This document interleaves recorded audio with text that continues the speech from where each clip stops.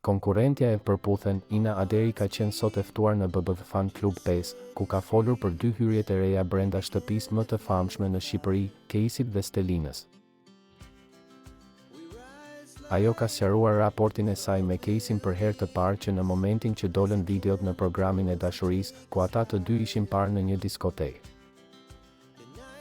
Unë e kam ditur për hyrjen e Keisit aty, i kam uruar shumë suksese, sepse Keisi është një djalë që ka shumë për të dhënë. Kemi patur komunikim para se të futej dhe jam e sigurt që do shkëlqej në mënyrën më të mirë të mundshme. Unë dhe Keisi ruajmë raporte shumë të mira miqësore. Ne jemi shumë miq të mirë bashkë. Jemi vetëm miq.